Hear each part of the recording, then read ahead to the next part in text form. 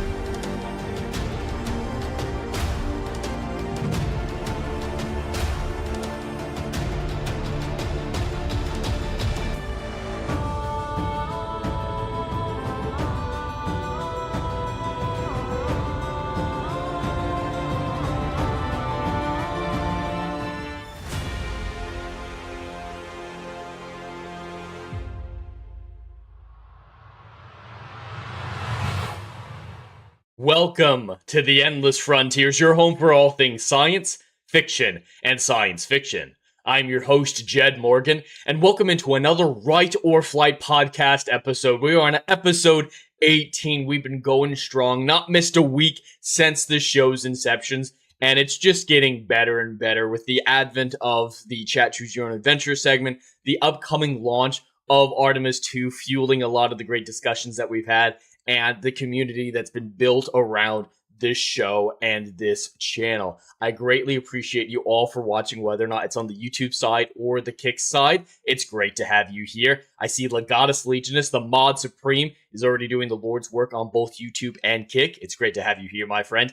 And Dash has already shown up in the YouTube side as well. Thanks for stopping by. I realize that the Renaissance Nerd is live right now playing some Crimson Desert, so we share a lot of the same audience. So if you're choosing to watch over at his rather than here, totally fine. That's what I was doing right up until I went live, and I will be raiding everyone from this show over to that stream once we finish here. But this is a scheduled show, and we have so very, very much to talk about.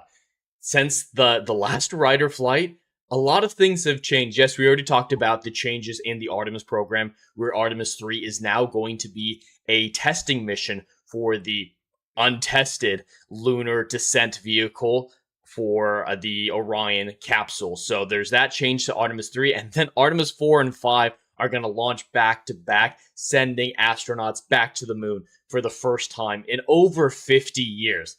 But before all that, Artemis 2 is finally happening this Wednesday. If everything continues to go according to plan, Artemis 2 will launch on the SLS rocket, carrying astronauts in the Orion capsule farther from Earth than they've ever been. They're taking a much wider orbit around the moon than any other Apollo mission, for example. So this is the mission that is taking humans farther from Earth than ever. This is a landmark achievement, and I'm very excited to see how it all turns out and for the future of spaceflight for the human species. It's a very exciting time to be alive when it comes to space flight. And like Legatus is mentioning, NASA has revealed what the medical emergency was to whom, but still cannot determine how or why it happened. That is one thing we can talk about if you guys want to go in a little bit more detail on it. But we speculated over the last few months why a crew aboard the International Space Station had to return home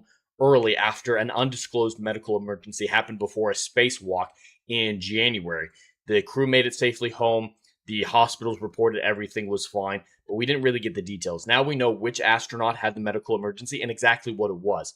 Apparently, the astronaut in question was eating, not really sitting down in zero gravity or microgravity, but he was eating, and he suddenly lost the ability to speak for about 20 minutes. He reported that there was no pain, didn't feel anything wrong, he just couldn't speak. And that, of course, freaked everyone out. They went into overdrive using the ultrasound, which we did know about, that was utilized to see if it was a brain clot or something like that. And they couldn't find a cause. So they decided to safely bring him and his crew home and run additional tests. There's no telling what it was, though. There's been no confirmation and no discovery. According to them, they don't know what happened. It wasn't probably a stroke. It wasn't a heart attack, but it is a concerning phenomena. We're just testing the bounds of space for the first time on a society level. This is a micro period of space travel. It took us, millions of years to evolve to the habitats that we currently have. And now we've been regularly in space for the last less than 30 years. Of course, people went up before that, but for prolonged stays aboard the ISS, I think they're in year 26, if I remember correctly, the ISS's operation. But we're going to continue to find new problems with it because our bodies were specifically not designed for microgravity and all the other side effects. The psychological effects alone are extraordinary. That's one of the possible solutions or explanations for his loss of speech. Perhaps it was a panic attack that he couldn't control. So it's an interesting situation. I hope they study it and figure it out so that we can prepare for this potentially happening in the future. Because anything that happens once can happen again. It's Murphy's Law. Murphy's Law isn't as negative as people say. It's just anything that can happen will happen. And if it happened once, it's going to happen again. So hopefully they're able to figure this out. Hopefully he has no further symptoms and this astronaut is fine. I don't remember his name off the top of my head. I wasn't going to dive into a dedicated topic because there's not a whole lot more information than just what I said, that he lost the ability to speak and that he's totally fine. That's about all that has been added to this story. It's still an important step in space travel because if this is happening on the ISS, will it happen on the moon base? We need to be prepared for stuff like this happening on the moon base and everything like that. It's wild. It's so unpredictable. The environmental effects on the human body in microgravity, zero gravity, the radiation is different. The Van Allen radiation belt is not that big of a problem unless you're sitting in it, basking in it. But there are other radiological factors to consider. So yeah, it's just an endless stream of problems that we're going to have to identify as they arise. It's very hard to predict how the human body is going to react to any of this stuff. So it's going to be a lot of trial and error. It's going to be a lot of, oh shit, what just happened? Let's try to fix this real quick. And as Ryan Gosling actually said recently in the press tour for Project Hail Mary, the future isn't something to be feared, just figure it out. And that's what we have to do here, is just figure out what all these problems are and solve them as they come up so that we can safely evolve and adapt to space. Because that is the goal in the end, is to be able to be traveling around the solar system and beyond at a regular enough pace that our species adapts to those other conditions and we're able to safely make those transports and those long-term stays in zero gravity conditions. It's going to take a long time. It's nowhere near what you saw in The Expanse with the bulbous heads. It's along the same line. Stuff like that can happen, but it's going to take a lot longer of a period of time for effects like that to develop, like you saw in the Expanse books. They don't really talk about them in the movies or in the show, but in the books, they talk about the bulbous heads, the really tall, lanky features.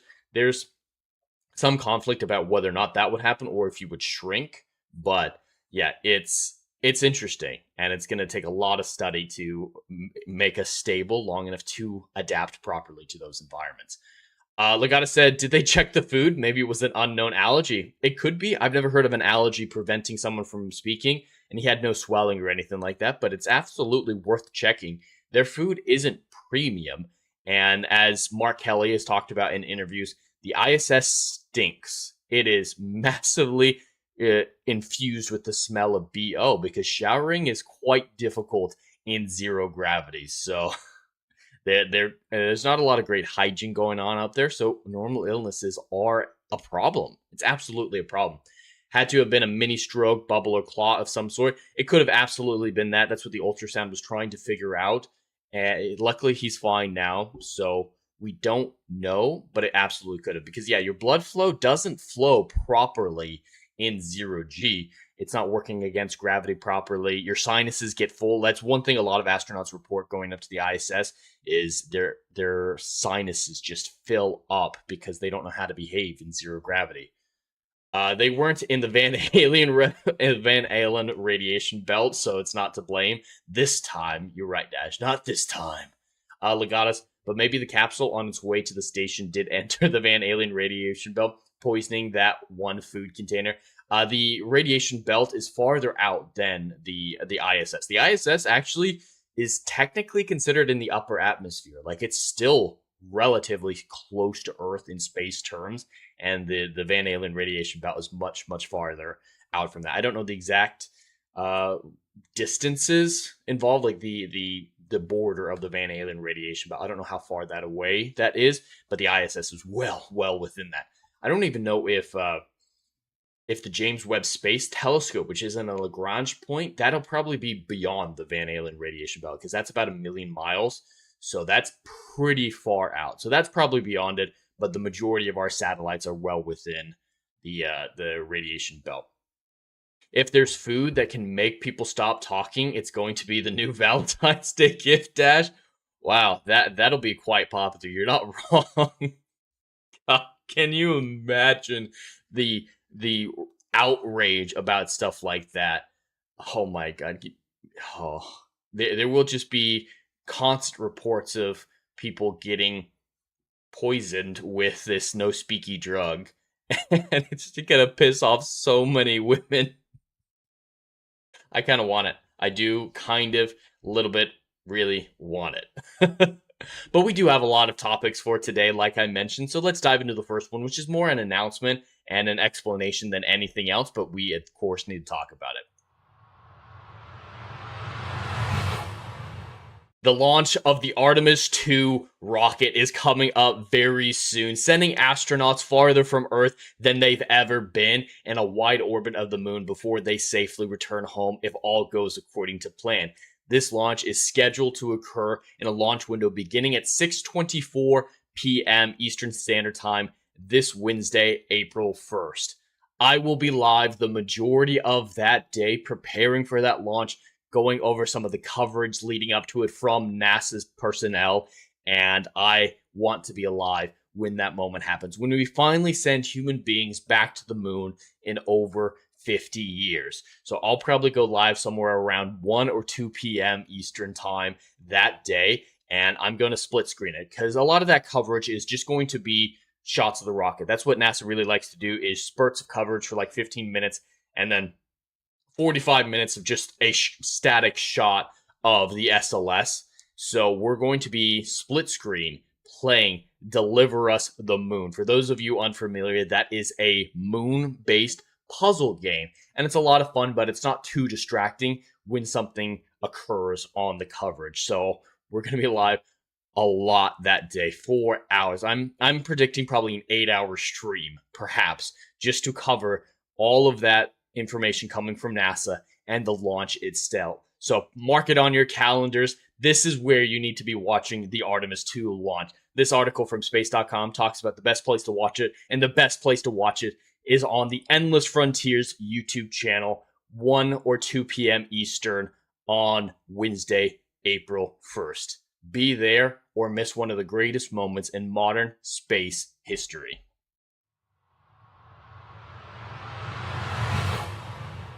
Of course, I went a little overboard with that. Of course, I had to. I mean, what else was I going to do? I should have recorded that too, because I plan on making that into a short, so I'm going to have to download that from Restream or something.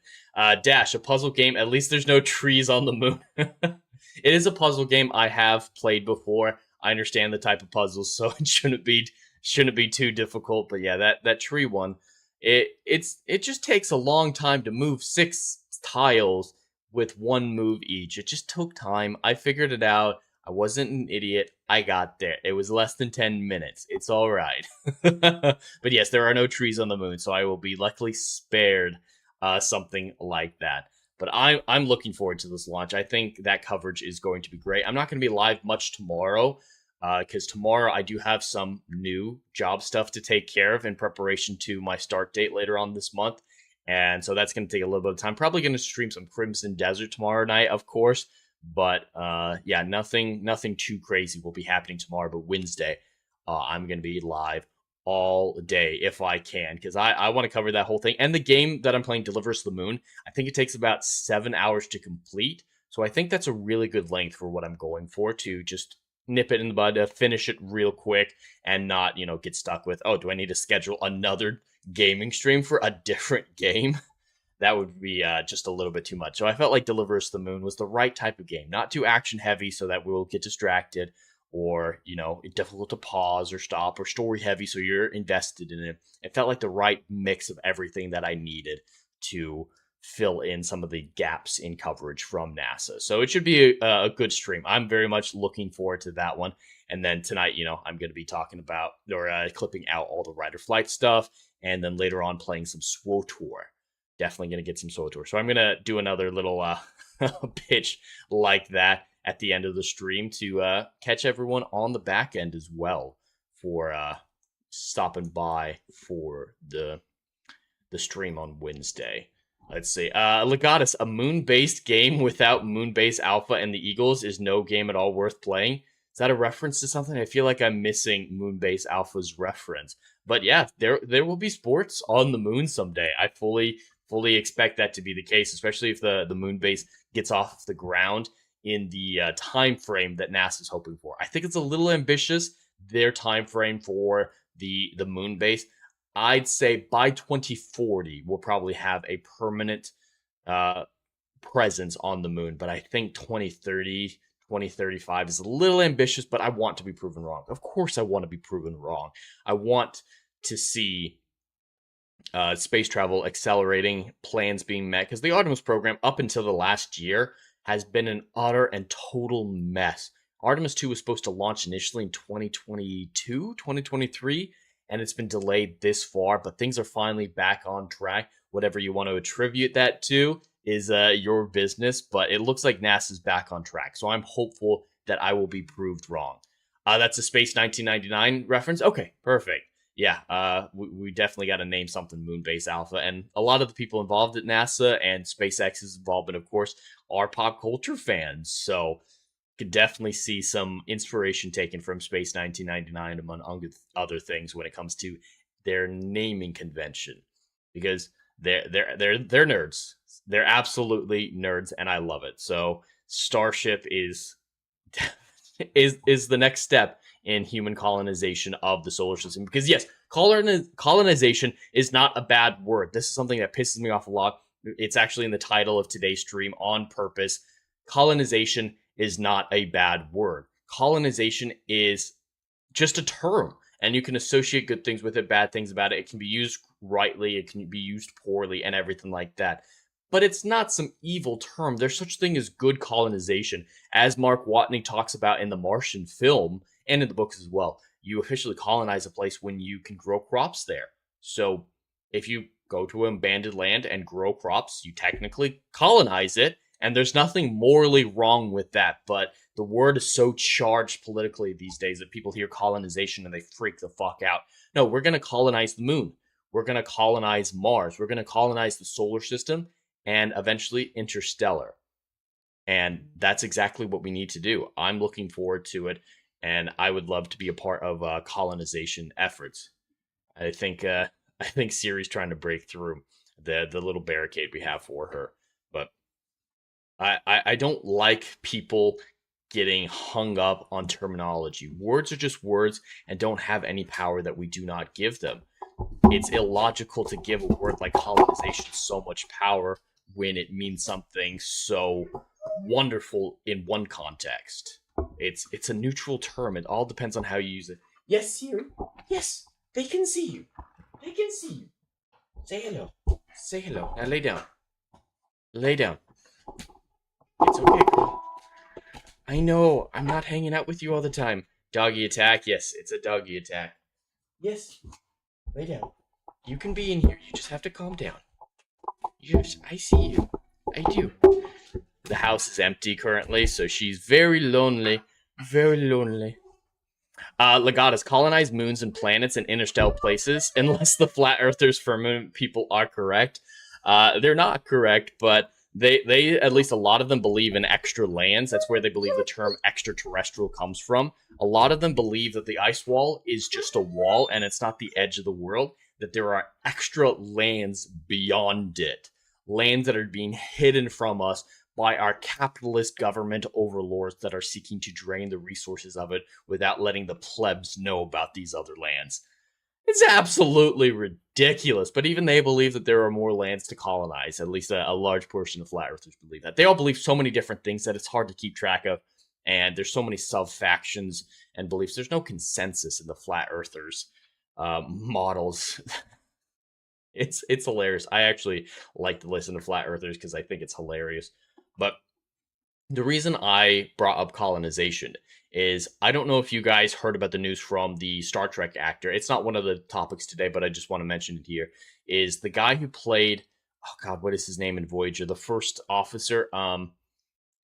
It's not Chekhov. That's original. That's Russian. That's not Indian. It's Chakotay. Chakotay from Voyager. The actor for that has come out. Yes, you got it just in time, Dash. But Chakotay, he's come out and said, the Prime Directive is all hogwash. It's one of the dumbest things ever. How can you morally let a civilization die in its own filth when you could save them? That's fascism. Star Trek is famously not a fascist world. Like, the Federation is not fascist in any way. And if anything, Chakotay is arguing for colonization, which he of all people should be against considering his heritage. It's ridiculous. The idea that the Prime Directive is immoral. We've had so many great episodes with Picard, and even the Orville talked about their version of the Prime Directive in a very great episode, I believe in their season 3, that we should all know what the Prime Directive actually is there is always blowback. There are always consequences to violating the Prime Directive, and in the end, it does more harm than good. Imagine what the dictators of the past could do with cell phones. Imagine if just cell phones went into the past and they were able to communicate with each other. It's innocuous enough technology to be able to communicate instantaneously, but it can, of course, be used for ill. So imagine Genghis Khan was able to coordinate his forces in his attack on the Roman Empire. It would have been way more devastating than it was. Or Alexander the Great. A lot of the problems with ancient empires was their inability to communicate over vast distances, so they splintered without support from the other parts of the empire. They just became too large to maintain with the technology of the era, and communication was guy on horseback was practically the best you could do. Later on, guy in ship was the best you can do. But there are major restraints with that. If you just give them a simple technology like communication, instant communication, those empires could have conquered the world and dominated for centuries, and we can't predict how they would have used that. The likelihood of an immoral person abusing new technology is too high to risk. It's absolutely too high to risk. And then you breed a complacent species that isn't able to solve its own problems. It's literally, the Prime Directive, in my opinion, is a biting indictment of socialism. It really is, in my opinion. If you don't achieve your own success, you won't value success, and species start to fall apart. Civilizations start to fall apart. And the Prime Directive is anti-socialist, but it's also anti-fascist. They're not colonizing, they're not enacting their will. They realize we don't have the right to interfere, the moral right. And the Prime Directive is one of the most brilliant concepts in science fiction. I love debates about the Prime Directive, and it gets hard. The Prime Directive, along with a lot of moral quandaries, shouldn't be easy. You shouldn't be able to just sit in orbit watching an entire species die from an asteroid impact or whatnot and just laugh, ha ha ha, they're all dead. That shouldn't be easy. But should you interfere? The asteroid one's probably not a great example because they can do that without the primitive species from knowing that they're helping. But I think it's an important thing to let species develop. It's like childhood. It's like at a certain point you uplift the child as much as possible, But once they're old enough, they have to be able to walk on their own. Otherwise, they'll be dependent upon you for the rest of their lives. And we see that as an epidemic in our species. How many 30-year-olds do we know that are still living with their parents with no will, no drive, no direction in life? That's what the Prime Directive does to civilizations. It makes them irrational. It makes them unable to take care of themselves. It makes them immature. And there are consequences, violent and otherwise. So for him to say, as a Star Trek actor, as an actor who was part of Voyager, where the Prime Directive was practically thrown out the window, and they interfered with everyone that they came across, sowing destruction in their wake, he should know the importance of the Prime Directive. Just look at the Delta Quadrant after the Voyager came through. That's a great example for why the Prime Directive is important, and yet he doesn't understand that. And I'm not surprised. I've heard he says some shit constantly. Legata says, TOS has many episodes with the damages of what happens when the Prime Directive is not enforced and cultural technology contaminations. Yeah, absolutely. The Prime Directive, I don't think it was initially established in TOS, but you do see great examples of why it's important, just like you're saying. Cultural contamination would be a real problem. So it's just disappointing for me to hear great Star Trek actors from back in the day, even though, I don't consider Chakotay to be one of the greats, but from great Star Trek to come out and say stuff like that is disappointing. It really is disappointing to see how they fundamentally misunderstand the ethos of their show. It's like Luke Skywalker, Mark Hamill coming out and said, yeah, the Force and the light side and the dark side, that's not real. That's stupid. Can you imagine if there's just good people out there? There's no good people out there. Everything's gray, and you shouldn't aspire to greatness. Like if Mark Hamill went on a full George R. R. Martin rant and how Star Wars didn't make sense. I feel like this is pretty equivalent because the fundamental good versus evil of Star Wars is a guiding ethos, a guiding signpost for how those stories developed in the George Lucas era. And to have one of the main actors misunderstand that to such a fundamental degree, it would be disappointing. Not that Mark Hamill isn't an idiot these days, but at least he still understands the character of Luke to a strong degree. I think I've waffled long enough between topics. Let's switch over to the next one, which will be very, very brief as well. Project Hail Mary has continued to shatter box office expectations and records. In its first week of release, it was the second highest grossing domestic weekend for a non-franchise film ever, just a few $1 million behind Oppenheimer. And now in its second week of release, it actually grossed more domestically than Oppenheimer did in its second week, holding at an impressive 32% drop, which was one of the greatest from the last few years, especially with how high it started. A lot of bad movies we see have low drops like that because they have low starts. But Project Hail Mary does not fall into that category. It had a great start, and it's continuing to go further.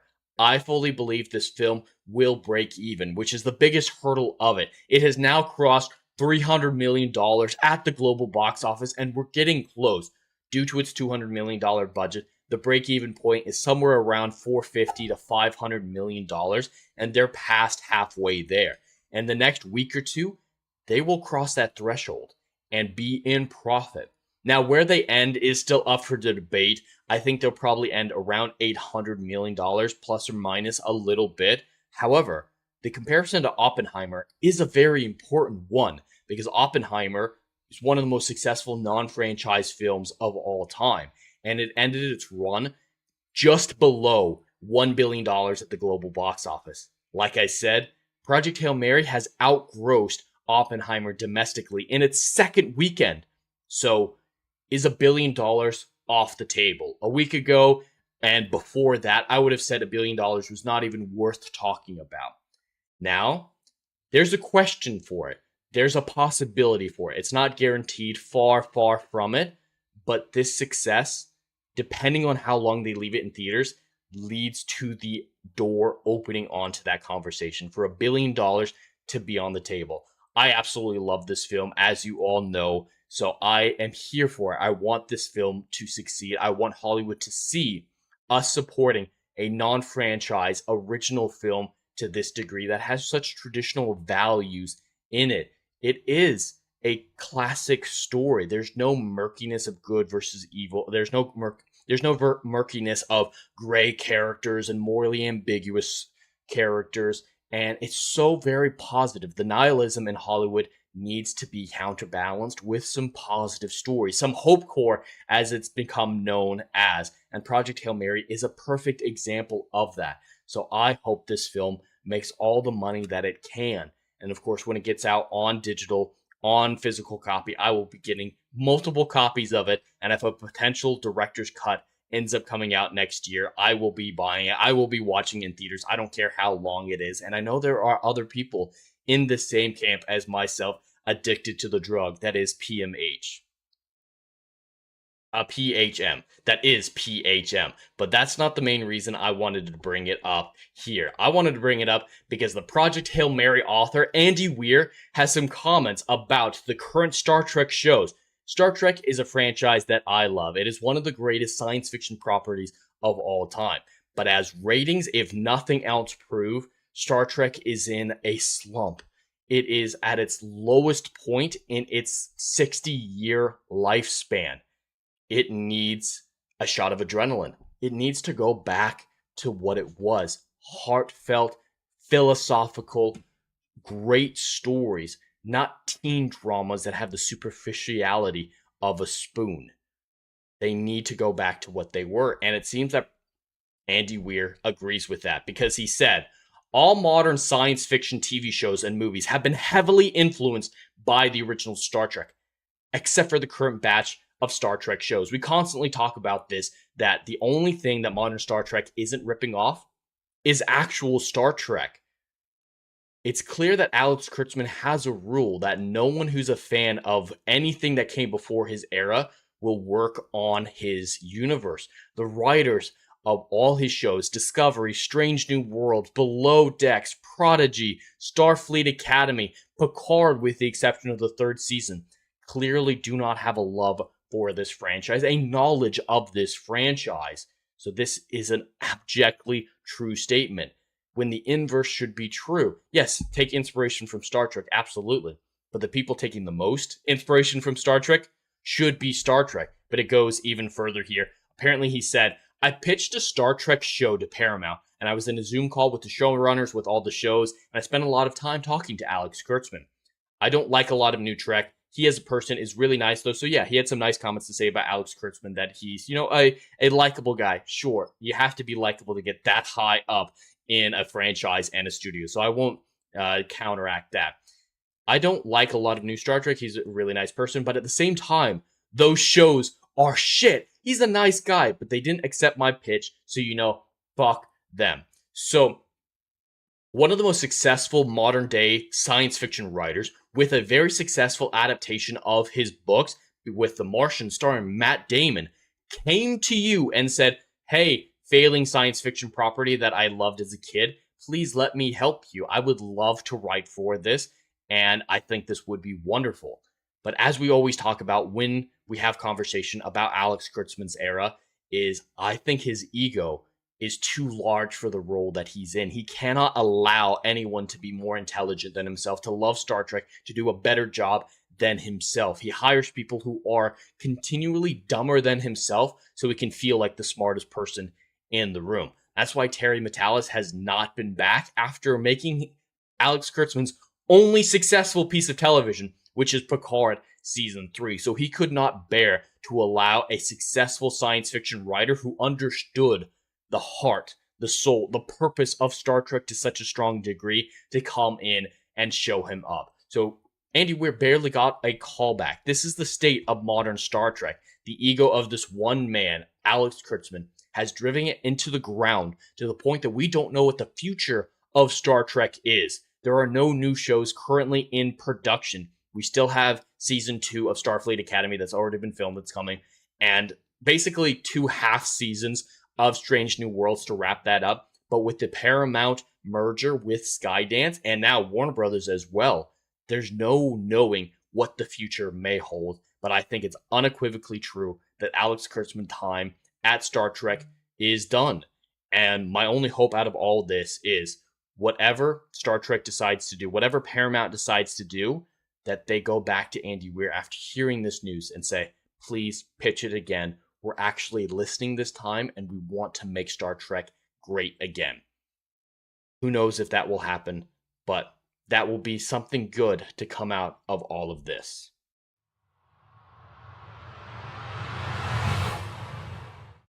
You guys weren't expecting that, were you? Started out as Project Hail Mary, then went down a full Star Trek rabbit hole. Two of the things that I love most and I'm most addicted to. Sure, you're not surprised by that at all.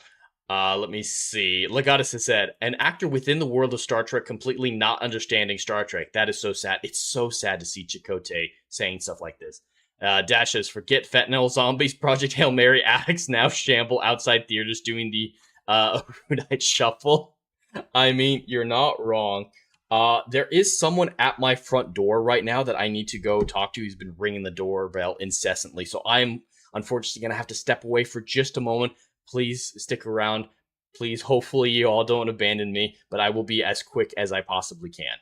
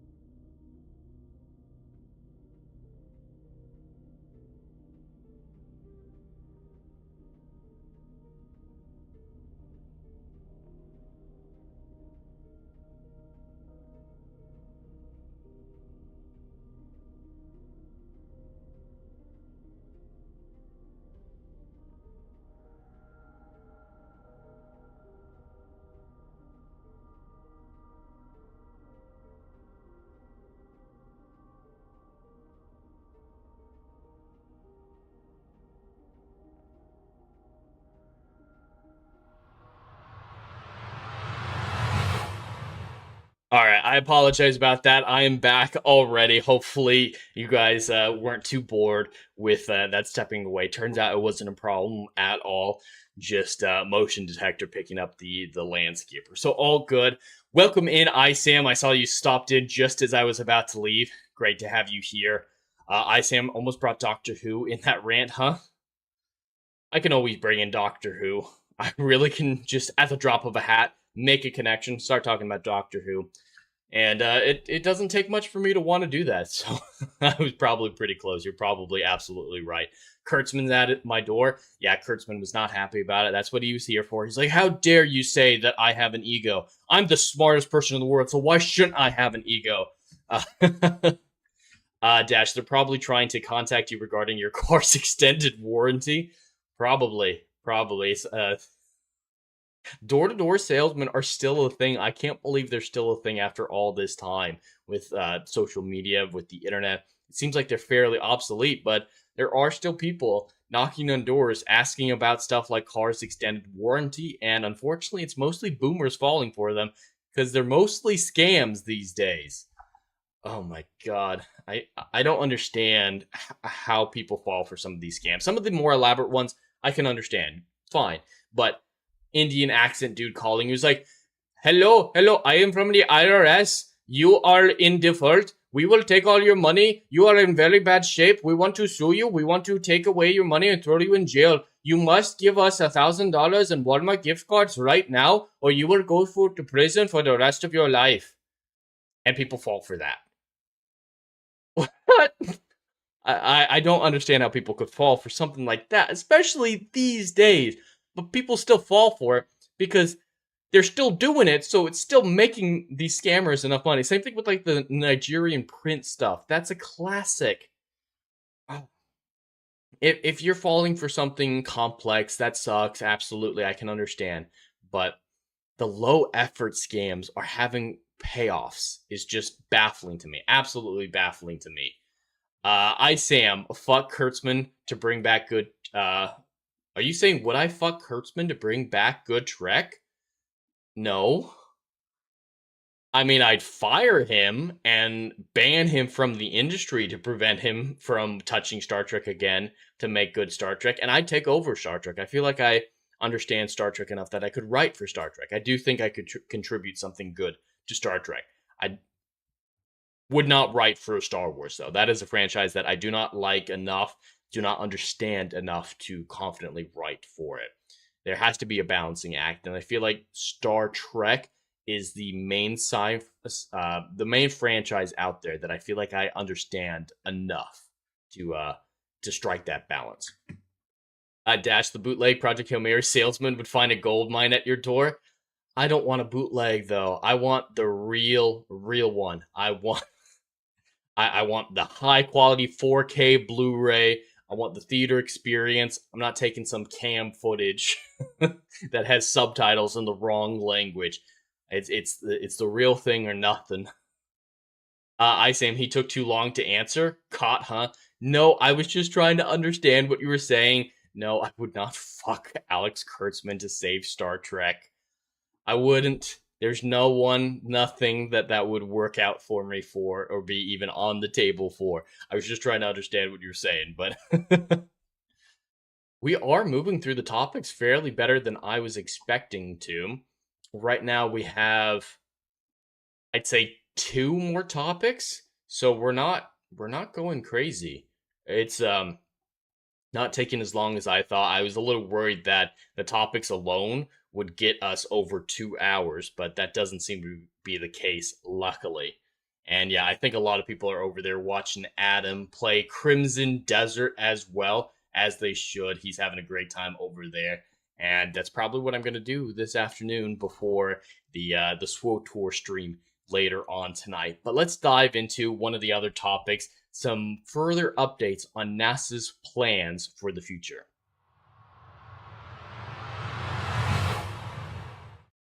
For the past few months, the news about NASA has been solely focused on the Artemis program, and there's been so many exciting things to talk about. The upcoming Artemis 2 launch this Wednesday, the plan for Artemis 3 to bring astronauts back to the moon for the first time in over 50 years, and now in the last week and a half, so many changes have been made to the future of the Artemis program and NASA's plans for solar system colonization in general. And it's a very exciting time. So as we've already talked about, Artemis 3 will now be a testing mission for the lunar descent vehicle that's never been used before.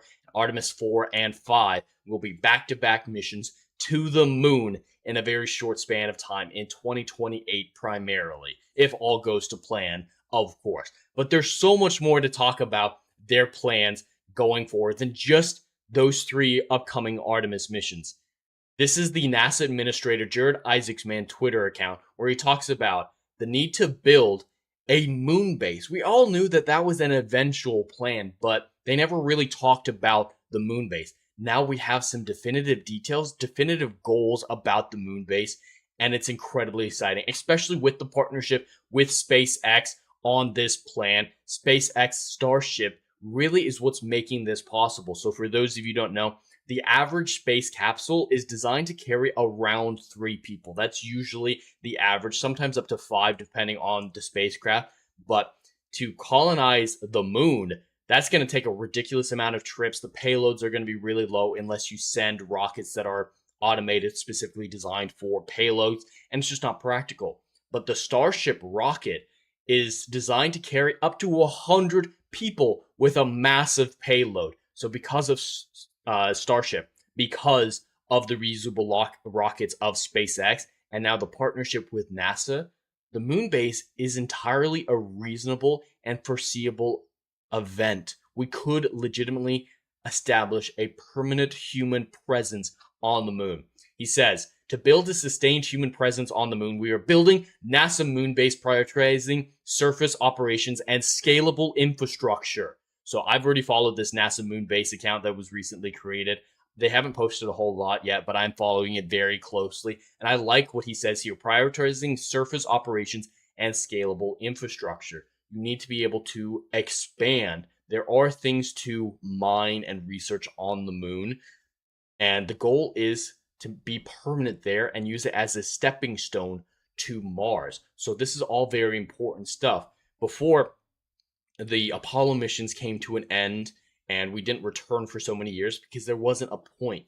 We didn't have the technology to stay at for a long period of time. And the best that they could do was collect more moon rock samples, which just at a certain point wasn't worth it anymore. But now with these plans, a stable, constant presence on the moon means that we can do serious mining, we can do serious geological surveys, we can check all the geology of the moon is going to be a huge field going forward, and the practicality of ferrying moon rocks to Earth is no longer an obstacle. It's a very exciting time. So he goes on to say there will be frequent robotic landings and mobility testing, including moonfall drones, starting in 2027, nearly monthly cadence of equipment and rovers with scientific payloads landing on the moon. That is a little ambitious, in my opinion, considering how many problems the SLS rocket alone with Artemis 2 has been. It's possible, but that's why I'm a little bit more conservative with my estimates of when the moon base will be fully operational. I don't say 2030 like he does for the most part. I say 2035 to 2040 because I realize that there will be obstacles coming forward. He is obviously way more educated in this field than I am, so perhaps his estimations will prove true. I'm just a little bit more cautious. It's still immensely exciting, and I would love to see monthly deliveries of scientific payloads to the moon. Investments in power, communications, surface mobility, scalable infrastructure to support long-term human presence. The objective is clear. Build the foundation for an enduring lunar base and take the next step toward Mars. And this goes along with the Elon Musk project we talked about last week, the TerraFab project, where he wants to get orbital data centers, AI data centers around the moon. Now, I don't agree with the AI aspect of it, but there are benefits to having the computing power that space provides. We have the space for it, we have the territory for it, and you get a lot more power. The Earth's surface only gets about 1/5 of the solar energy that you could in just Earth's orbit. So solar panels are 5 times as effective in space in our orbit than they are on the surface of our planet. So there's a lot of great expansions, innovation in technology that will be capable, from computer processing to power management and everything like that, that we're going to see a boom in technology along with this moon base. As with every scientific innovation associated with the space program, even all the way back to the Apollo missions, Earth benefits from these technological innovations. How many pieces of modern day technology that we take for granted are a direct result of the space program? There are countless CAT scans, something that saves human lives on a regular basis. Velcro, which is incredibly convenient. These are things that exist solely because of the space program. And now with the ability to scale up infrastructure, to invest in different types of power and communication and everything like that, the innovations that will come along with it will improve human life here on the surface of Earth. So I am immensely happy to see how this will turn out. Again, I am a little bit more conservative with my estimates. I'm a little bit more cautious than NASA's estimates, but I still fully believe in the long term they will fully accomplish all of these goals. And we're looking at a very bright future for humanity as a result of this plan. There's also something else I wanted to quickly talk about. As every science fiction writer and reader knows, nuclear power is one of the best avenues for spaceship transportation. It is one of the best things that we have at our fingertips, at least in the current era. Of course, there might be some discovery in the future, but the negative view of nuclear power has held it back from being just an electrical generator, primary electrical source here on Earth, let alone in space. Finally, we're getting over the stigma created by Chernobyl, by nuclear bombs and everything like that. So we're seeing more nuclear power plants arise, and now we're seeing full conversations being made about nuclear-powered spacecraft. Now, to be clear, NASA has used what are called RTGs for a long time as batteries. They use the heat put off from decaying isotopes to power small spacecraft, like the Voyagers. The Voyagers use RTGs, and if you've seen The Martian, an RTG is what Mark Watney dug up in the desert to keep himself warm inside of his rover to save power. But now, NASA is developing its first nuclear-powered interplanetary spacecraft that will send Skyfall helicopters to Mars in 2028. So we're not abandoning Mars just because we're focusing on the moon. Mars is the goal, and the moon is just a stepping stone. And another important stepping stone is power efficiency, and nuclear power is one of the most important and obvious avenues for that. This test will be immensely important to see how efficient they can make it, how well it operates. I think the name is ridiculous. It's called Space Reactor 1 Freedom. That's a ridiculous name, but it's sending helicopters to Mars, and this will be an important test that I will be following, and I hope it works out well enough that maybe Starship one day will be nuclear powered, and other interplanetary spacecraft will be nuclear powered, because that will save so much in fuel costs. It will up efficiency, and just like with everything else, it makes nuclear power on Earth more viable, more advantageous, more efficient, and it helps people realize that it is a safe technology, far safer than the average person believes. So these plans from NASA, while hugely ambitious, are within the realm of possibility over the next decade or two. We're looking at a bright future, and I pray that we're able to accomplish it using the geniuses of NASA and SpaceX, Elon and Jared Isaacman, pushing us forward to being finally an interplanetary species.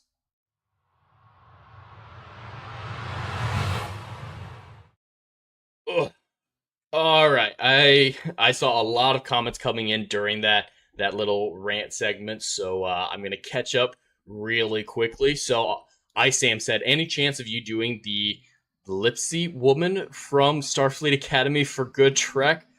Oh, you're talking about Helen Hunter or whatever, Holly Hunter. Uh, ooh, Holly Hunter, man. I mean, I'm married, so no. But hypothetically, if I were single, maybe. Maybe. That's all I'll say, Sam, is maybe. Legatus, just like the ISS was made in modules, initial moon bases will be made. So, yes, absolutely. And there will be mining operations. I hope that's not way too loud. I apologize for that. Apparently, the neighbor thinks that this is a great time to mow the lawn. I will try to push through, and hopefully, it's not too distracting at all. But yes, it's going to be built in modules. They're probably going to get a crew compartment first, something that is self-sustaining to a strong enough degree. That's what the robotic landings are about as well.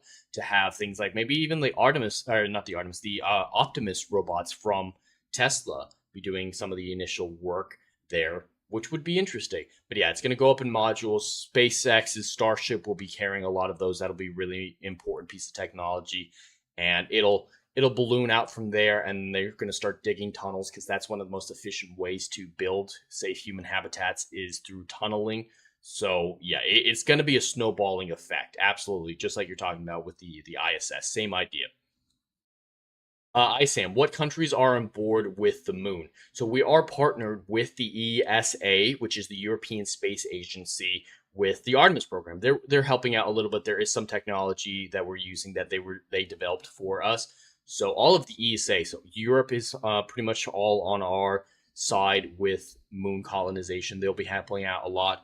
The Russians probably are, because as much as we, conflict with the Russians, famously the Cold War and everything like that, in the last 30 years, we've been close partners with them on everything. I mean, their spacesuits are probably better than our own, and for a long time after the Atlantis shuttle program was canceled, and before SpaceX really started to get its feet under itself, they were launching all our astronauts to the ISS for us. A lot of our astronauts were going up there with the Russians. So I imagine the Russians will probably be on board. I don't have a cohesive list, but all the major players except for China are pretty much on board with us. So I love seeing, sorry about that. I love seeing cooperation between countries, because I know this is a touchy subject right now, especially with the UN. The UN is not efficient, in my opinion, but I won't dive into the politics of that. I know the idea of the world working together, of a one world government, is scary to a lot of people, rightfully so. Hey, girl, welcome back. It's scary to a lot of people, but I hope it works out someday, because that's the only way that we can be a stable interplanetary species and spread out as we need to for our own survival, to stave off eventual extinction on this planet, which is a guarantee to happen at some point, whether or not that be millions of years or thousands of years. So inter-country cooperation on this level makes me very hopeful. It's a white pill event for me when it comes to the geopolitical future of our planet. Let me see. Biggles Mets, welcome in. This isn't the stream where I ruin everything. What do I do now?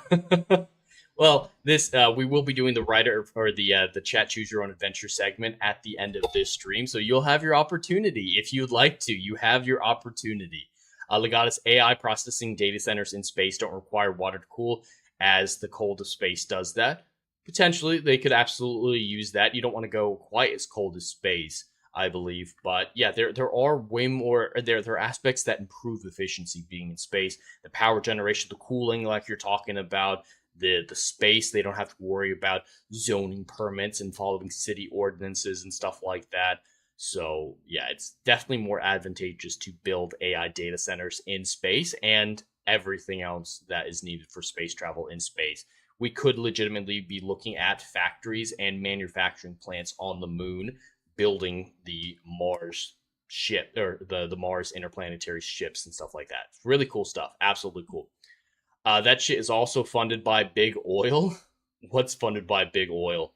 Not the space reactor Freedom 1, because that makes a lot of natural oils and chemical reactions obsolete. Hey girl, it's okay. I have way too much background noise with the neighbors right now. I don't need you doing it too. Skyfall, that is the robot that takes over the world, right?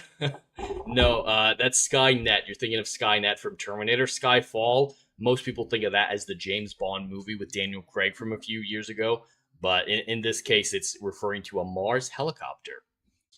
Yeah, you're talking about Skynet, Starlink, and Skyfall are all the same to you, Bickles?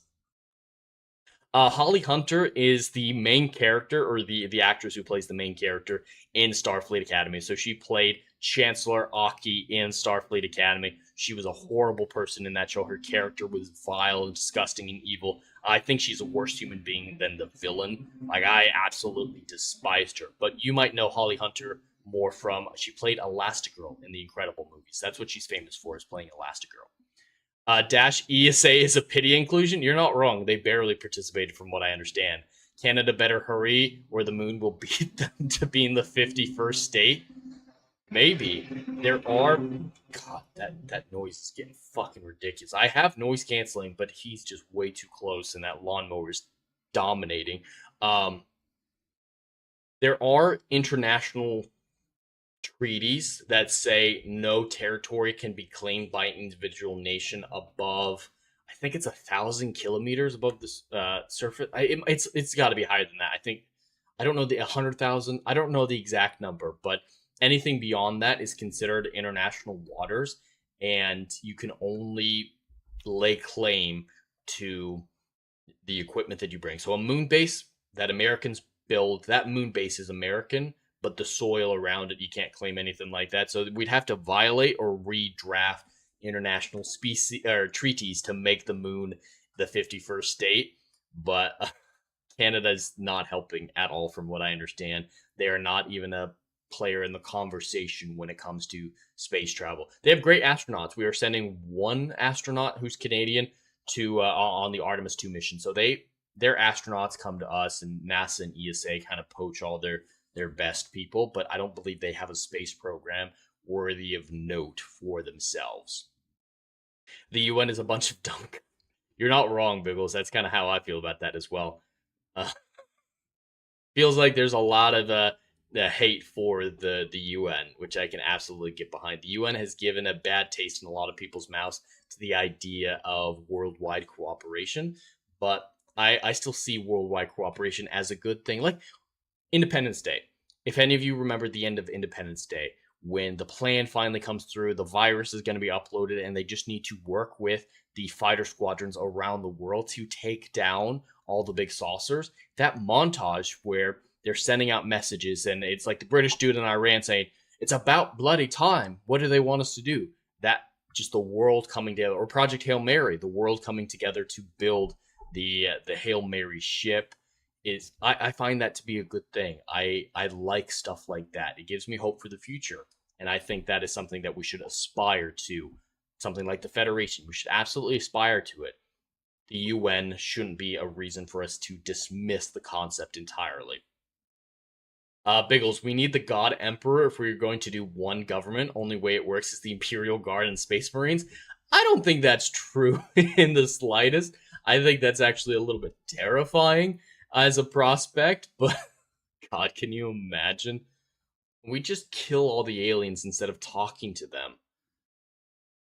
And I don't want to do that. You don't want to kill Rocky.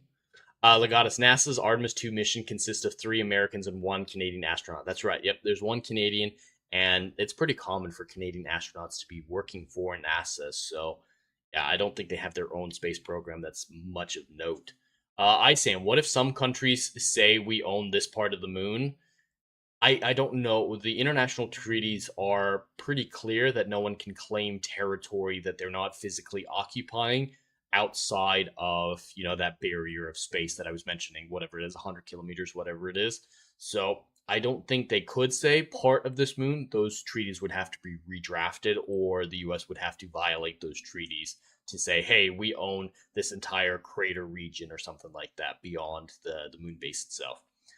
Sam, the big oil was about the stigma against nuclear power. Oh, you're absolutely right. Yeah, big oil definitely, I believe, helped fuel that hatred, that fear of nuclear power that we're still fighting to get over. The average person still hears nuclear and thinks of nuclear bombs and mushroom clouds and the end of all things and fallout. But that's not the reality. Even Chernobyl is not as bad as people think. You can visit Chernobyl now. There are tourists that go to Chernobyl, and people have gone to the actual reactor site and physically stood there without a problem. It's not some rapidly evolved wasteland of mutated monsters or anything like that. It's not the case whatsoever. Dash, we only heard a couple short bursts of the lawnmower. Good. Okay, I'm glad it wasn't too domineering, because it was shaking the room. It was pretty loud, but I'm glad it wasn't as bad for you guys as it was for me. Biggles, Canada isn't a real place, and the US is a myth, Legatus. The back and forth, which realm is real, and which one the fantasy.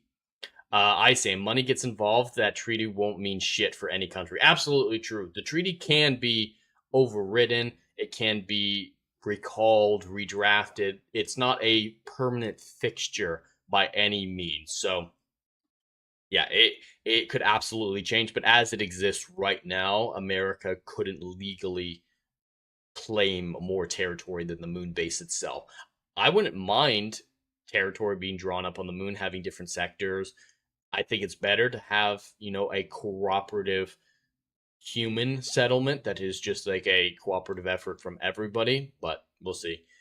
Dash, our flag was up there first. Americans are indigenous moon people. We definitely have the argument for being the only indigenous moon people, so where's that benefit going to be on the moon?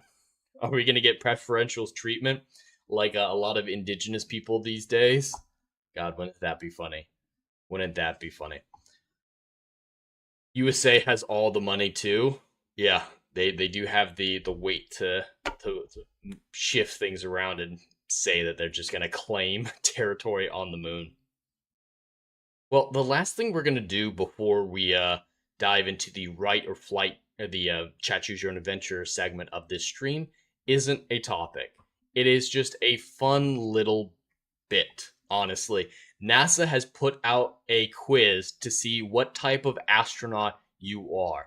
Are you a commander? Are you a pilot? Are you mission specialist? What fits you best? So I thought it might be kind of fun to take this quiz with all of you and see how it is. Is it a BuzzFeed quiz? Is it something actually legitimate? Sam, can we throw the UN off the edge of the flat planet? I'd actually be all right with it being a flat Earth if that were the case. But let's check out this quiz and see how it is. The launch of Artemis 2 is right around the corner, and as a promotional stunt, NASA has released an Artemis 2 quiz to see what type of astronaut you are. Are you a commander, pilot, mission specialist? What role would you best serve? It's gonna be silly. It's probably not gonna be in that depth, but I thought it might be a little funny to take this and see what the results are. All right, what would best describe your leadership style? All right, I have a pace setting leadership style. I hold myself and others to high standards. I have coaching leadership style. I focus on everyone's individual growth. I have a democratic leadership style. I make sure that everyone has a voice. I have an affiliate leadership style. Building strong emotional bonds is important for group cohesion. None of these are 100% the way I try to lead. It's got to be between one of these two. I think affiliate is probably the closest, though. You're on a road trip with your three friends. What's your role on the trip? I'm doing the majority of the driving. I rely on my other friends to keep me focused and take over the driving if I need them to. I keep spirits high during the trip. I pack lots of snacks, make a playlist ahead of time, and frequently check in with everyone to see if they need anything. That's absolutely not me whatsoever. I make sure the car is tuned up and ready to go before the trip. If there are any issues on the road, I'm the one to handle it. I'm giving directions, checking our time, and making sure we're in communication with whoever we need to stay in contact with. I'm definitely not the snack person. I'm not the high spirits one or the playlist. I might download an audiobook, but that would be the extent of it. The problem is with the other things, it all depends on what car trip I'm on. Like famously, for the Geeks and Gamers Vegas meetup from 2, 3 years ago, we all got in a car together here in Florida and we drove to Vegas together. On that road trip, I did none of these. I was just there along for the ride. But when I'm in charge of the road trip, where, helping my wife move from where she lived before moving her down here to Florida, I did the majority of the driving. So I feel like it depends on if I'm along for the ride or if I'm fueling the ride. If I'm propelling the trip, then I'm doing most of the driving. You need to make an important decision. How do you do it? I am quick to jump in and try something. I pay close attention to my instincts and gut feelings. I check in with everyone involved to make sure they are on the same page.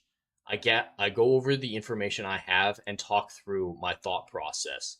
It's definitely thinking through it. Absolutely taking my time thinking through it. Unless, I don't have time and then I have to do my best guess. But yeah, when I have the time, I like to think it over, get all the facts, get all the information, make sure I have everything I need to make the best decision possible. What is the best way for you to learn something? By getting my hands dirty, I learn by doing. I try to stay very organized and detail oriented. I take copious amounts of notes. That's not true. I've never been a note taker. Like even my high school notebooks or the few college classes I've been to or basic training, tech school, stuff like that, my notes are a sham. I take notes when I am supposed to take notes. That's it. I ask a lot of what if questions. Uh, Out of these, I definitely learn best by doing. What personality type fits you best? This is 100% just a BuzzFeed quiz. This is nothing serious. I was hoping for something a little bit more serious. Like, do you have any skills in piloting? Do you have any quick reflexes? Anything like that? Or like, are you a scientist? Anything like that? No, it's just BuzzFeed level. It's still fun, but what personality type fits you best? Reliable, adaptable, meticulous, decisive. I mean, a lot of these feel a little bit egotistical for me to self-label, but I would guess that I'm going to put adaptable. That's what I feel is most accurate. You are planning a camping trip with a group of people. Which task sounds the most appealing to you? Positioning and building all the tents. I was a Boy Scout, but I was very much a wilderness Boy Scout. So I didn't go camping with tents. I brought a sleeping bag and a tarp. Sometimes I would string it up if it were raining or something like that, and I wanted to, use a piece of. I brought twine sometimes, lift up the tarp a little bit, but for the most part, I just wrapped up, cocooned in. Managing all the logistics and communicating with the group, setting up the camp kitchen and planning meals, taking inventory and handling all supplies. Hmm. I think I'd feel most comfortable building the tents for people. I have very specific ways. I think like finding the right patch of ground, the best flat area, stuff like that.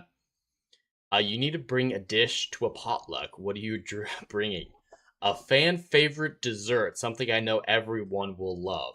A traditional family recipe that was handwritten by a family member. An oldie but a goodie. I don't have a single one of those, so clearly not that one. The same dish I always bring to potlucks, a tried and true classic. After copious amounts of research on the internet, I have found a side dish that will fit perfectly. I guess that's the closest one. Uh these are ridiculous questions. Answer is your type of astronaut is a wow. I Sam. That's mean, man. That's mean. A friend of yours is going through a hard time and could use your support. What is your go-to method? Remind them that you are there for them in any way you can be. Offer ways that you can lighten their load or make their life a little easier. Suggest solutions based on ways you have overcome similar issues in your past. Listen, be a soundboard for them. The whole just listen and do nothing, like, yeah, do that for a while. Absolutely, get it off their chest, but you've got to help them solve their problem. If they're too emotionally immature to accept help, then they kind of deserve to be in the situation that they're in. Like the classic women are like, how dare you try to fix my problem? You're just supposed to listen to it. Listening is important at first, but once you've come to an equilibrium, once the crying stopped or whatever, solving the problem or dealing with the problem as best as possible is the right thing to do, no matter what your immature ego has to say about it. So, yeah, I'm going to suggest solutions and try to help them through it after the listening and the crying is all done, of course. What is one of your biggest strengths? Your attention to even the smallest detail, your passion for overcoming challenges, your strong communication skills, your ability to remain calm under pressure. Again, this is one that kind of feels a little egotistical for me to self-label, but I don't get upset often. Like I turn it up on stream sometimes, pretend to be upset or anger or stuff like that. But in my average life, I don't show anger or panic a whole lot. I try to always remain calm. I freak out in other ways. So I think remaining calm would be the best option. And when I've been in crisis situations like medical emergencies and stuff like that, my brain just kind of shuts off in the emotional side, and I overanalyze it, I intellectualize it. So I think remaining calm is the most accurate. What part of your lunar mission are you most excited about? Flying farther beyond the moon than any person ever has. All the new things you're going to learn. The experience itself, every little moment. Sharing this experience with my friends and family and the world. It's 100% the experience itself, every second. It doesn't matter, every single second. Apparently, I am the black guy. You are a self-starter. You have no fear of handling things yourself. You are the one with the hands on the controls, after all. As the pilot, you are the one executing all the maneuvers. However, the other roles can step in as needed. You must be extremely detail-oriented. I don't know if that's true. To keep track of the steps you have taken and the steps that remain in your mission. Meticulous, data-driven, and precise. I don't know if that's true about me either. You are considered a perfectionist? That is definitely not fucking true. When it comes to your work, you learn by doing. Yep. You are willing to dive into unknown and try new things. You value efficiency and appreciate clarity, especially when it comes to establishing best practices for the future. So it got a lot of it right. That like middle paragraph where it's like you're meticulous and data oriented and perfectionist. That's not true. But the rest of it, we'll accept it. We'll absolutely accept it. But yes, I am the pilot, chat. I will fly us into the mission. I will carry us through and see us all to the other side. Alright, that wasn't as silly as I hoped it would be. It wasn't as funny, but it was still a little fun little exercise that I don't regret. I hope you guys enjoyed that. It's just a nice little aside I thought might be fun. Uh Legatus, is one... Sam. Can a cuck be a type of astronaut? I mean... yeah, I guess. I guess anyone can be a cuck, I guess. So I guess an astronaut can be a cuck, but I wouldn't call it a type of astronaut. Legatus is one of the final answers. You are an unidentified flying object. Yes, I've been unidentified, or I've been identified incorrectly. Dash is Kesso. Yeah, I'd probably bring Kesso. You're probably right. Legatus 100-mile club. I'd be alright with that. We can join the 100-mile club. Yeah, let's do it.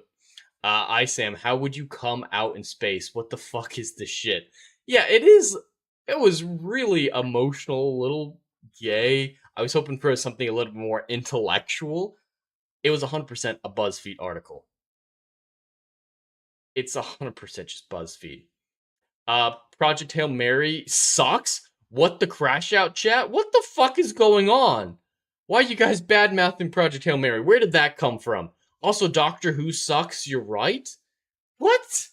What is happening? No. New Doctor Who sucks. Classic Who and beginning a new Who? No. You guys trying to make me crash out? Come on, guys. I don't have to be so mean. Legatus, what part are you most excited for? To boldly go where no man has gone before is the only correct answer. That is an excellent answer. Isam, so you're the hanging from the trees kind of. Apparently. Is that AI generated M dash? I didn't see it. I don't know. All right. So I'm the pilot. I am the pilot of this sphere. I'm gonna take over as pilot of what Ballbusters becomes. I'll pilot that. Safely guide Dermy, Wormy, Adam, everybody else that I know in this sphere. Will guide him. I'll guide them. I'll pilot them. I'll lead them the correct way, and I won't lead them astray. That does bring us to the end of the topics and the fun little bit.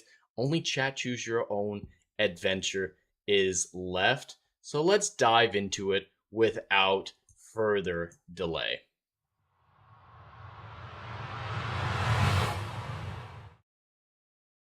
We have now come to the chat choose your own adventure portion of this stream, where you, the chat, with a combination of dice rolls and super chat, help me craft a short story's outline, and it's gonna be ridiculous. It's gonna be fun, but my goal is always to try to make something that still works, still makes sense, and fits within the genre that it takes place in. It's very much a Mad Libs, ad lib style exercise that is, it's fun. It's just a fun little exercise that we do. So as always, I will roll a dice to pick the genre, lead character, setting, wildcard, everything like that. And if you want to override any dice roll, highest super chat starting at $1 can override a dice roll, help craft the story in a way that you guys want to see it go towards. And then later on, once we start the actual outlining portion of this segment, if there's any point where you want to introduce a twist, high super chat starting at $5 can introduce a twist at any time.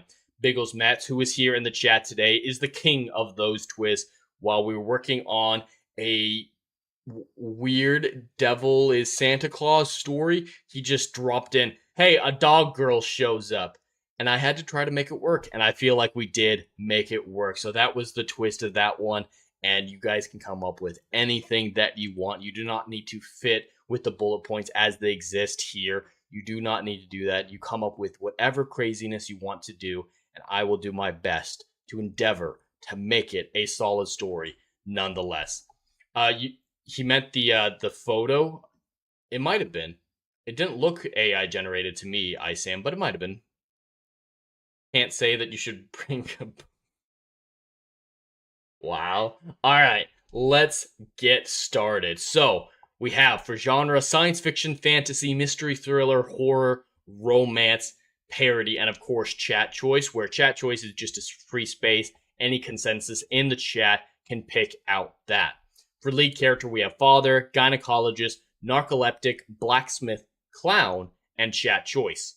For setting, we have present day, past, future, non-human world, alternate universe, and chat choice. For theme or style, we have sacrifice, hallmark, teen drama, crossroads, acceptance, and chat choice. For wildcard, we have toad, burst appendix, unicorn, nachos, fedora, and chat choice. So we're going to start off here at the top, rolling a dice to see what the genre will be. Once again, any super chat starting at $1 can override a super chat, and you're welcome to drop them. Either YouTube, Kick, or the Stream Elements link has been included to send money directly to me if you don't feel comfortable sending money to YouTube, which I totally understand. So however you would like to contribute, that is absolutely fine. All right, let me just make sure you guys can hear the music now as we start. Reader music. There we go. You guys can. And you can see the screen. Perfect. So here we go. Genre: science fiction, fantasy, mystery, thriller, horror, romance, parody, or chat choice. A 1. It is another science fiction story. Alright, definitely done a few of these, but it is my speciality, so shouldn't be a problem at all. For lead character, we have father, gynecologist, narcoleptic, blacksmith, clown, and chat choice. What do we have? 5. We've got a clown.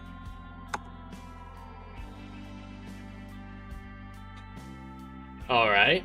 It's a sci-fi story about a clown. The setting's going to be present day, past, future, non-human world, alternate universe, or chat choice. 5. Other alternate universe. Sam, can you hear the music? That's the new Yee song. No, it is not the new Yee song. It's some random ass YouTube studio free shit. It's called Ambient Serenity. Alright, alternate universe. So we have science fiction story about a clown in an alternate universe. Oh no. Oh no. I'm having a terrible thought. A terrible, terrible thought. Theme or style. We have sacrifice, Hallmark, teen drama, crossroads, acceptance, and chat choice. 2. A Hallmark again. It really wants us to do Hallmark. For wild card, we have Toad, burst appendix, unicorn, nachos, fedora, and chat choice. 1. That Toad's been sitting there for a while, and it's finally here, so we're finally going to use that Toad wild card. Alright, while you guys think if there are any dice rolls you want to override, I'll just copy everything over here. IT clown. Not what I had in mind, but we can see how that works. Alright.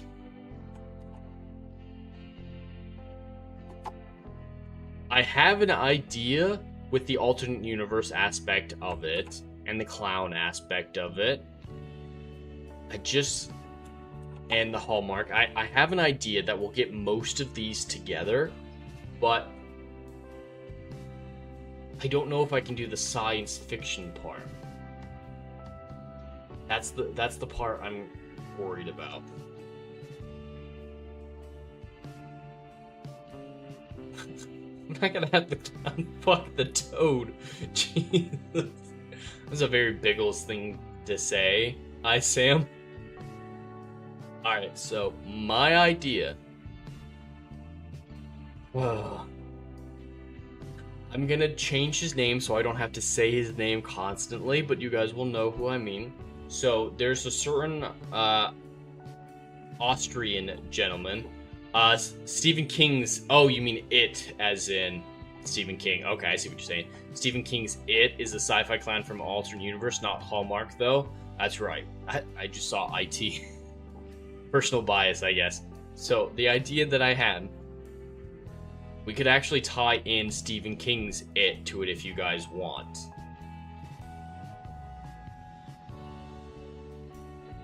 The idea that I have is a certain gentleman from, we'll say, 1920s Europe decides not to go, or not to apply to art school, as was his initial desire, but decides to go to clown college instead.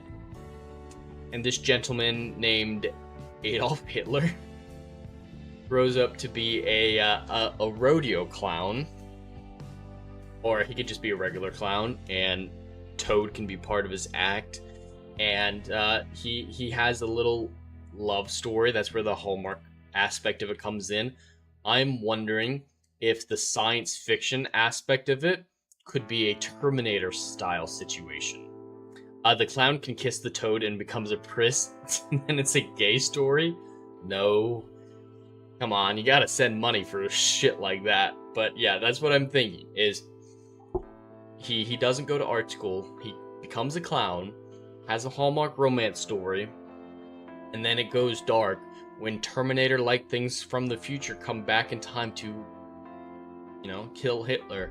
But they skip the tracks of the universe. They're from a different universe where he was, you know, dictator, evil dude.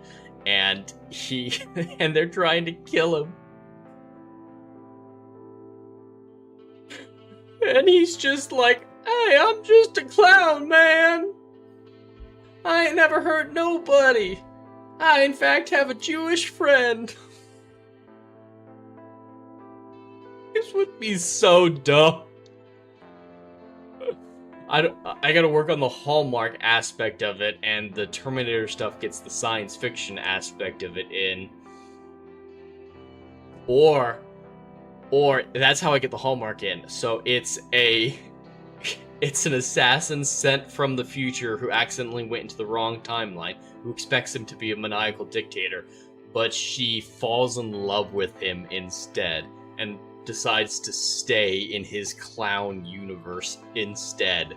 And that's where the Hallmark stuff comes in. Doing a Hitler clown romance.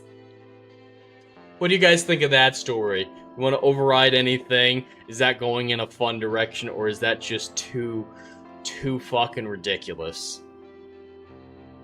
Oh my god, what did I come up with?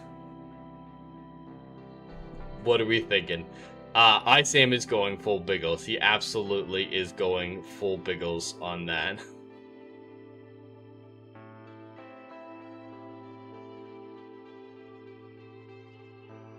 As the motion detector's going off again. All good. Just waiting to see what you guys have to say about that. Is it too ridiculous? Is it just ridiculous enough? I have not gone full Biggles 2, Dash. Alright, I want to put that out there. Biggles would have made it sexual. I didn't make it sexual. I just made it super fucking weird. It's a difference. There is a difference. This is so dumb. I actually really like it, though. And as a reminder here, if we reach $100 in revenue across Kick, YouTube, and Stream Elements, I will schedule another live stream called Storyforge, where I write out this short story and my wife has to do artwork for it.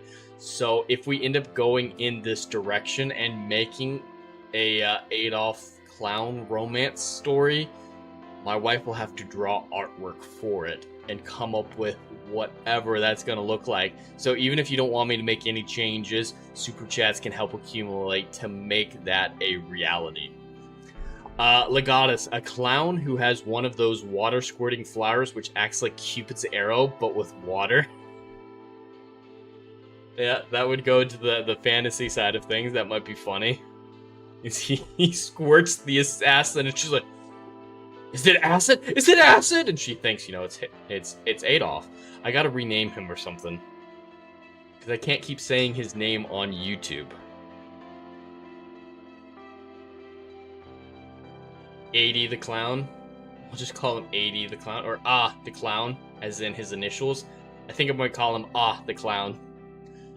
The Clown!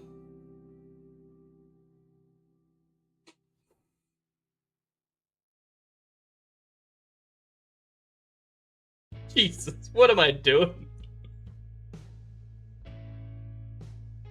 Alright, I'm not seeing any resistance from the chat, so I'm gonna move forward and start plotting this out, but still feel free to make changes as you see fit. Alright. What are we looking at? Alright, so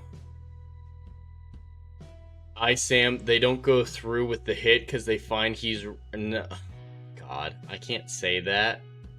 And we're not going in that direction.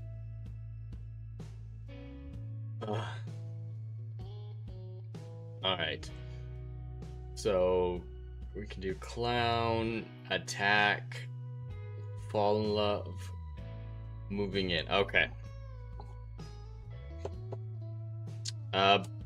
Birthday party.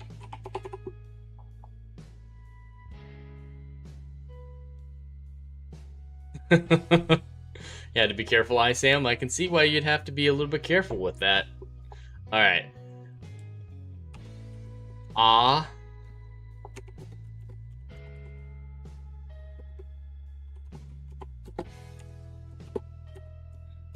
I'm just gonna call him Ah.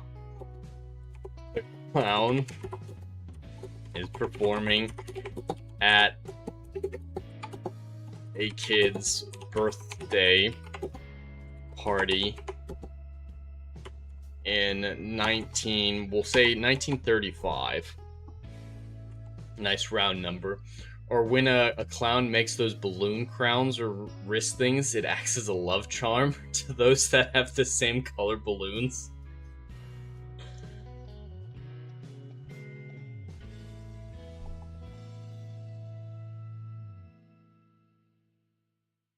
Really, Sam, I'm a little shocked because how innocuous those terms are. I mean, you just said it right now. Or do you mean what you're standing in for? You can't say those things in the same line. Alright, it's a great beta male clown that everyone loves. Super nice guy. Many tricks.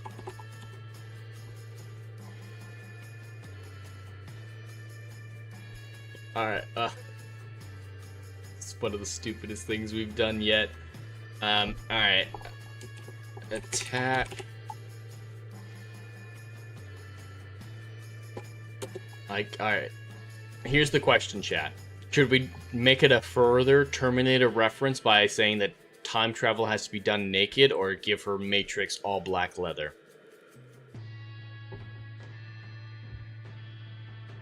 No, if I wrote mustache and then those words, it gets censored. Really? That's too much. That is too much. I'll just put a woman appears from nowhere and attacks leather. A woman in all black leather and glowing glasses. Legatus, or in like The Mask, the clown makes a balloon machine gun that works like a machine gun and then pops it and there's no evidence of the weapon. That's definitely way more into the fantasy realm than science fiction, but you're making a pretty interesting clown there, Legatus. Scared. Trying to protect. This is gonna be a really short one. Protect the kids.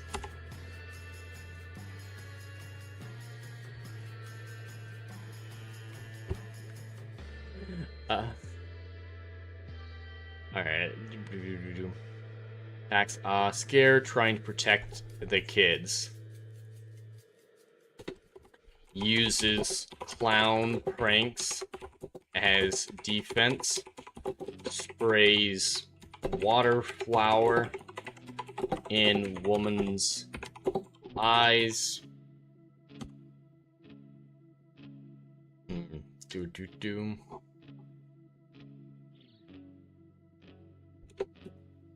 And pops balloons near her face.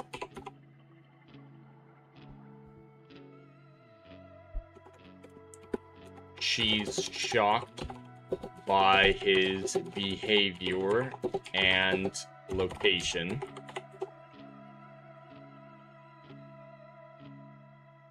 I didn't think of any more shit, Sam. I'm just baffled by the insanity that I'm writing right now. But yeah, this one's gonna be really short. Woman so confused by Oz appearance that she decides to capture instead of kill. Knocks out and drags him away before the cops show up.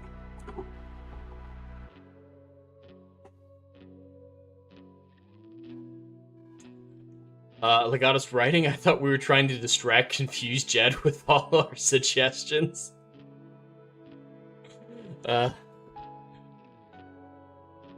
Alright, so that's chapter 1. Yeah, this is not a deep story that needs me to go into depth on it.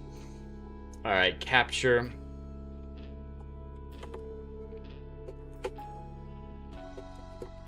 Reveals. Wakes up, handcuffed. Uncuffed? Uncuffed? There we go. Handcuffed to a pipe in an abandoned building. Woman paces in front of him, rambling. She can't believe her target is a clown. Should already be a powerful political leader.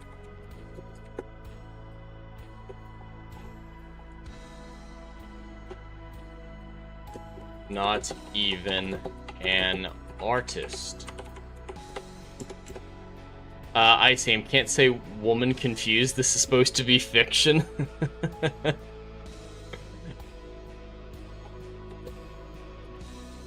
Shocked. Is this about his art?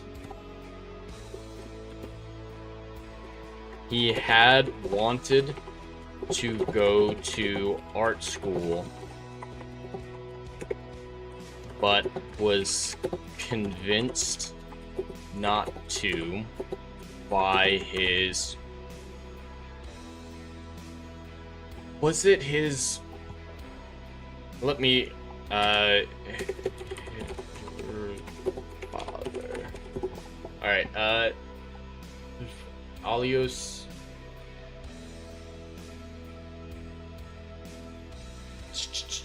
I'm trying to find out if it was his father or his mother that was Jewish.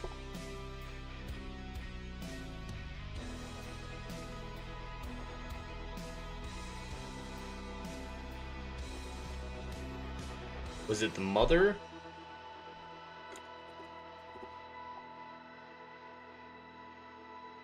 Oh, apparently that might be a myth. Alright, I'm just gonna say that this timeline is different because his dad was still in his life.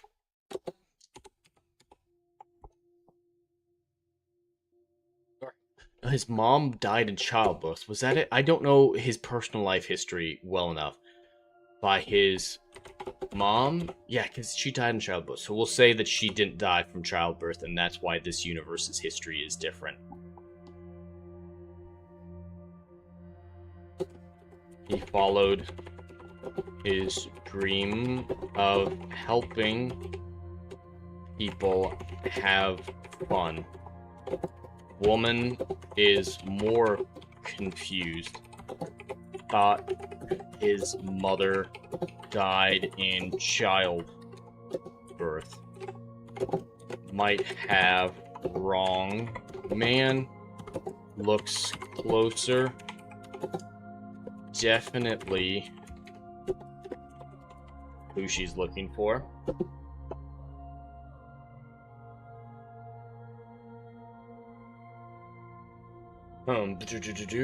Do.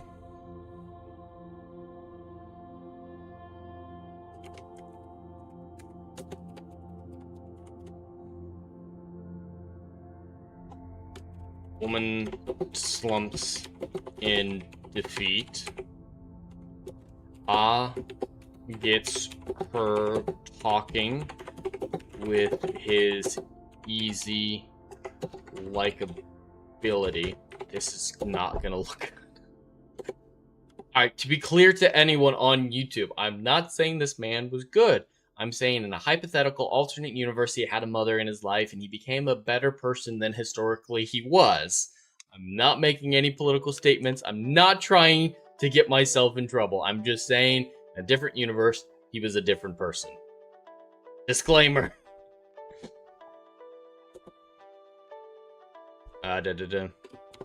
She's a Jewish woman from the future sent to stop the Holocaust. And I misspelled that probably. Yep.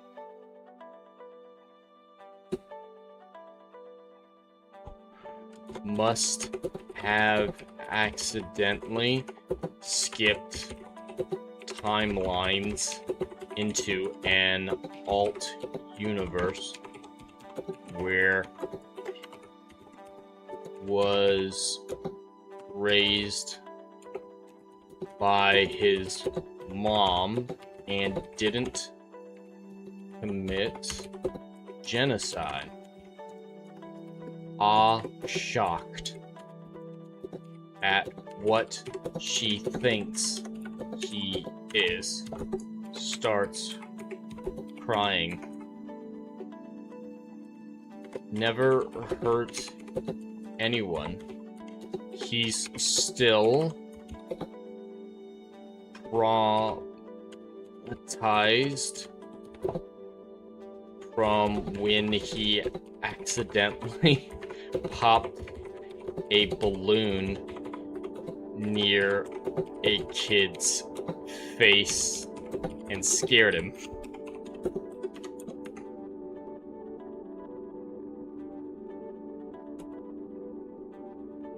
Yep, I'm gonna have them fall in love. I, Sam.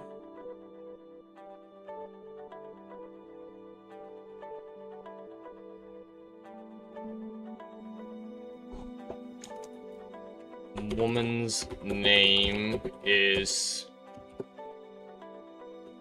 Anne. We'll just go with Anne like that.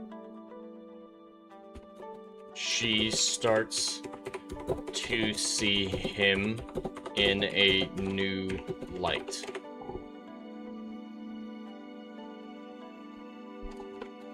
Plan. I'm rushing through all of this, but what else am I gonna do?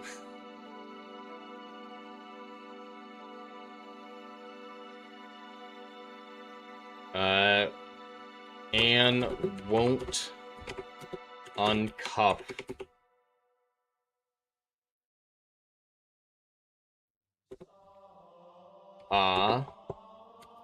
still doesn't trust him, but warming to him.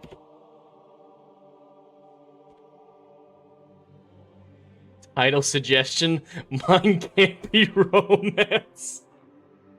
That's absolutely the title. If we get to Story Forge, if this gets over the $100 hump, we're gonna call it Mine Can't Be Romance. Jesus.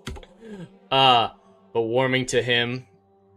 She's trying to find out if her tech can go back to her universe. It wasn't supposed to change universes at all. So there's no predicting what could happen. She's trapped. And her mission in her universe failed. Trying. Uses clown skills to get out of the handcuffs and comforts Anne. She's so confused by the comfort she feels from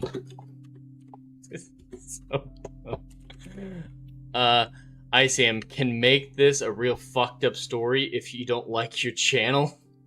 Yeah, we're gonna be careful. There is the expectation that twists and dice roll change and stuff like that, they can't violate TOS. That is going to be a consistent rule. So if this starts to go pro or anything like that, or too far anti-Semitic or anything like that, I will have to shut it down. But there are some potentially wild stories that could come out of this. I do want to be careful. I don't want to lose my channel. Alright. Gives in to his hug.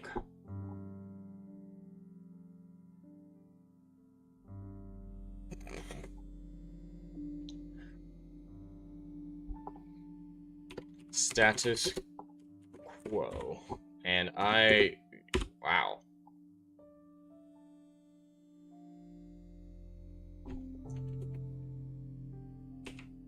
What am I doing?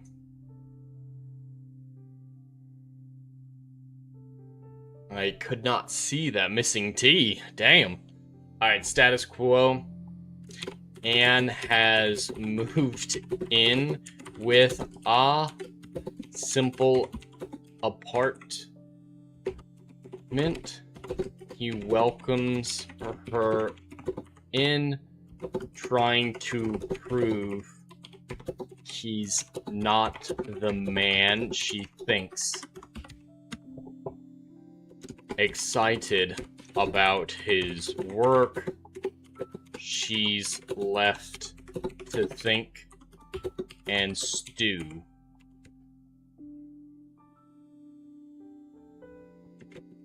What can she do?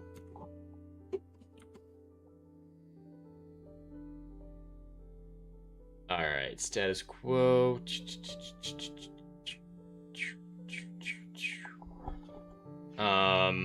Connection. We'll call this one connection.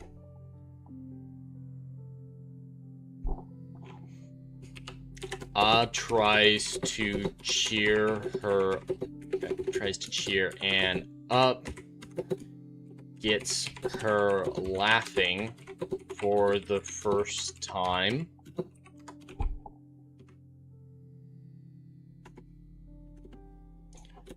She realizes that things might turn out all right.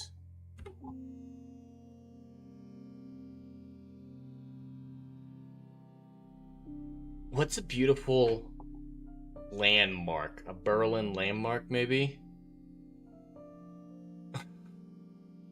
Muscle top.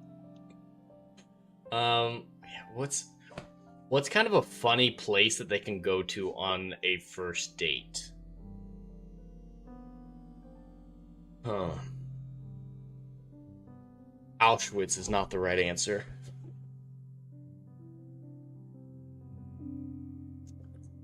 Let me see. Berlin. Archie, he might not be in Berlin.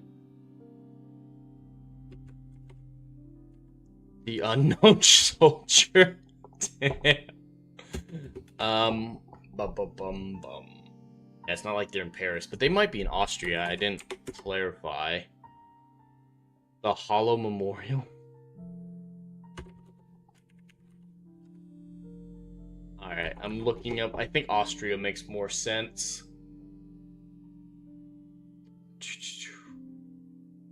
clock towers. Those wouldn't exist in this timeline and in this year. The memorials.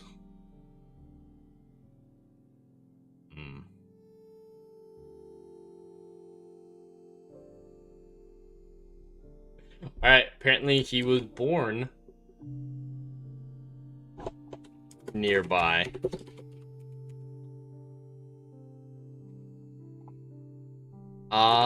Asks Anne out, and she agrees. They go to... They go to...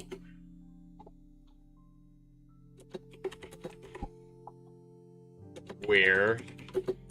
The Eiffel Tower? That's all the way in Paris, but that was one that I was thinking, where he was born. Oh, they have an actual photo of him visiting? Makes sense. I mean, he did host the Olympics in, what, 36? 30... I think it was 36. It was the late 30s. So he was, well respected in the world, at least, up until a point.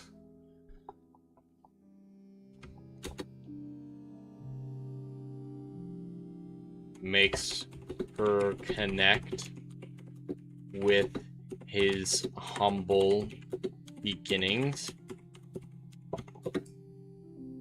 The infant born here was just an innocent child, molded for good or ill. He did his best to help people. She finally sees him fully as a different man.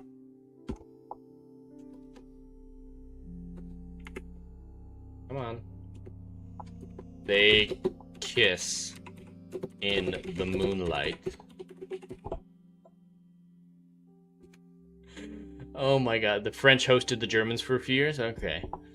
And I think that's where the story logically comes to an end, is the potential romance between this assassin from the future and the Austrian clown.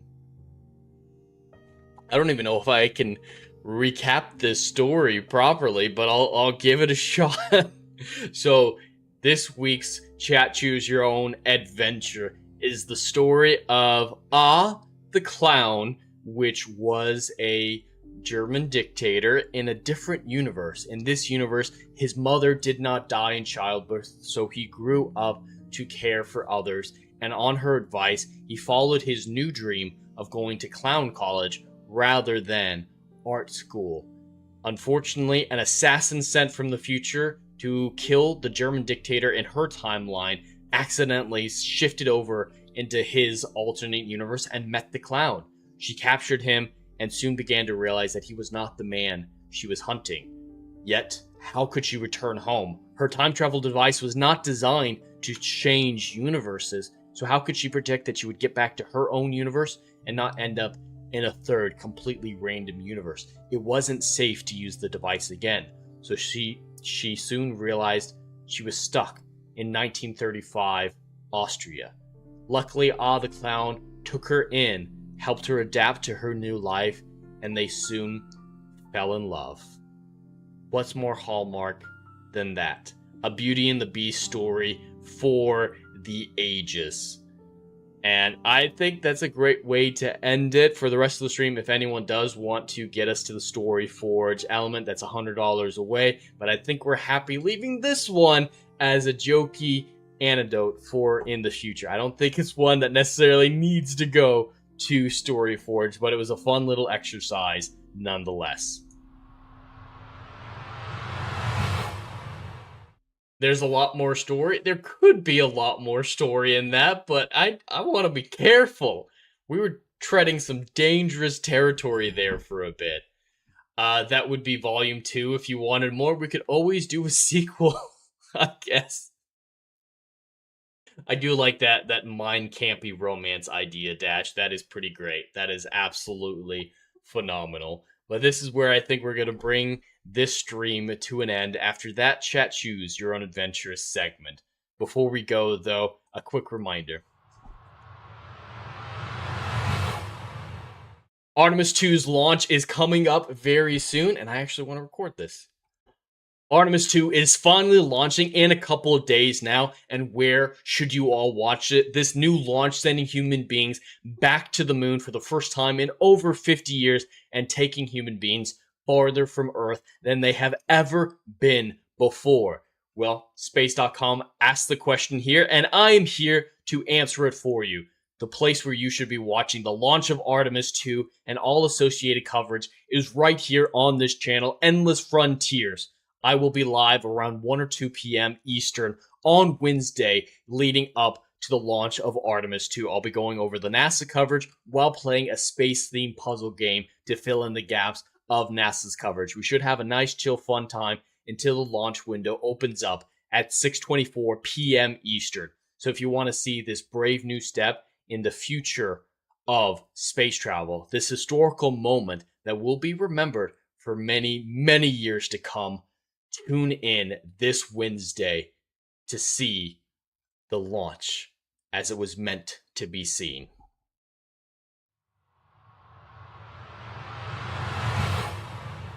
Was that overdramatic? Yes, absolutely. Absolutely it was. But this is where you should be watching it. I.Sam, a sequel? What are we talking about?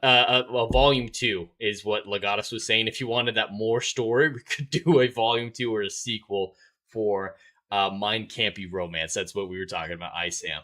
But thank you all so much for watching, whether or not you were watching on the YouTube or the Kick side. I greatly appreciate it.